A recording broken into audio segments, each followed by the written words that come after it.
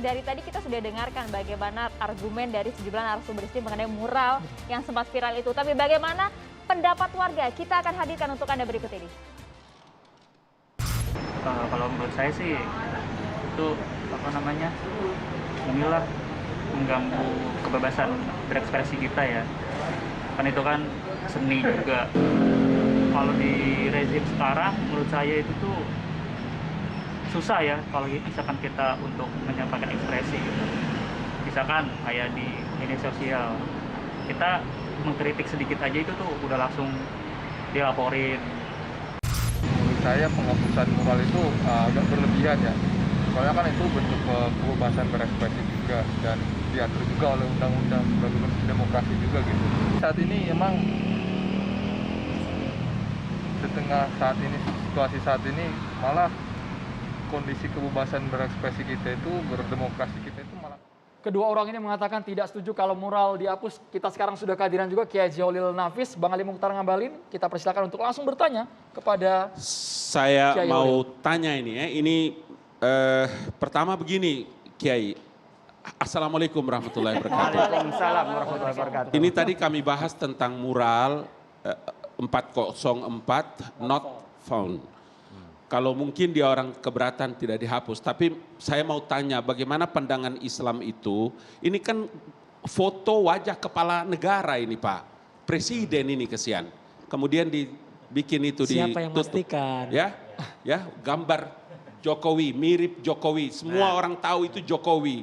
Kemudian ditulis di Semua situ, orang tahu nggak? ya Salah 404 itu adalah ruang tempat penyimpanan data yang kalau tidak ditemukan di Google, di searching tidak ada, Bukan, maka salah. secara manual, Ini secara salah nih. manual, Sejarah komputernya secara salah, Bang. manual, Boleh langsung itu to the bisa point, Bang, ke itu. pertanyaannya, Bang. Yang saya mau tanya, apakah ini masuk dalam kategori fitnah atau mencederai kepala negara? Bagaimana sih hukum Islam Oke, melihat masalah ini? baik. Itu aja Pak maksud Kiai. saya, Kiai. Mohon maaf, ampun. Pertanyaan yang warahmatullahi berat wabarakatuh. sekali nih. Jadi harus ada tasawurul masalah. Jadi memahami masalah secara utuh ya. Kalau kita melihat dari gambar yang saya lihat, maka memastikan sesuatu berdasarkan sebuah aturan yang sudah disepakati oleh kita. Kalau hanya persepsi dari masing-masing sangat relatif. Betul. Oleh karena Kuncinya itu di dalam pengadilan ada hak untuk menuntut, ada hak untuk membela demi untuk mencapai sebuah kebenaran. Namun demikian, rasa masyarakat itu bisa dikodifikasi dalam bentuk hukum di dalam Islam itu. Tetapi kalau kita melihat kalau itu dianggap sebuah penghinaan, pasti Islam melarang penghinaan. Itu jelas gitu loh. Tetapi memastikan apakah penghinaan atau tidak, disitulah jalur hukum yang bisa memastikan. Tadi Bang Roy mengatakan kalau itu dianggap wajahnya Pak Jokowi, apakah benar wajahnya atau dikatakan mirip? Itu ada proses kan.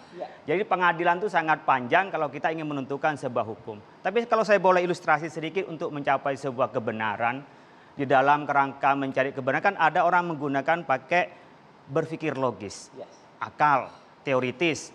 Ada yang berdasarkan empiris karena pengalaman. Tapi kalau persepsi jelas tidak bisa menjadi sebuah landasan. Kalau mengutip dari Al-Ghazali itu ada 3 model untuk mencapai sebuah kebenaran. Khobar, ada yang sifatnya itu adalah wahmi, ada yang sifatnya hissi. Kalau Ibnu Taimiyah menyebutnya ada disebut khobar dan disebut dengan sebuah indera dan akal. Jadi kalau kita ingin mencapai kebenaran, apakah dari wahyu? Kalau enggak disebut dengan intuisi ya. Ada orang menyebut intuisi, tetapi dalam ajaran Islam disebut dengan wahyu.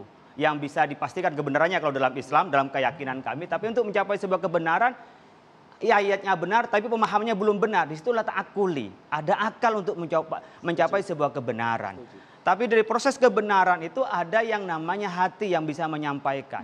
Itu yang bisa untuk menuntunnya. Oleh karena itu kalau kita mempersepsikan masing-masing, ya sebagaimana persepsi pada malam hari ini, bagi yang kontra, apapun yang dilakukan oleh pihak pemerintah adalah salah. Tapi begitu juga bagi pendukung pemerintah, siapapun yang mengkritik, dia adalah ancaman bagi kita. Tapi ada pihak ketiga, adalah kita menjadi teman. Kalau memang itu benar, kita dukung. Kalau kita salah, ya kita luruskan. Dan itu adalah pihak yang ketiga seringkali, wasatiyah ini diseret. Kata orang kanan dia di kiri, kata orang kiri dia di kanan.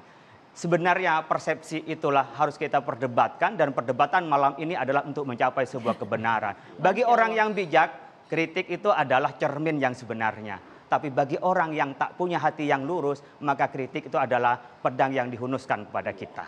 Terima kasih banyak Kiai Haji Holil Nafis sudah di Catatan Demokrasi, Bang Said Didu, Mas Roy Suryo, Bang Abalin dan juga Mas Adi Armando. Terima kasih sudah hadir. Iya. Ini akhir dari Catatan Demokrasi kali ini. Kita akan berjumpa lagi di Catatan Demokrasi minggu depan. Saya Maria Segaf. Dan saya Andromeda Mercury. Selamat malam. Merdeka, sampai jumpa. Sampai jumpa. Merdeka.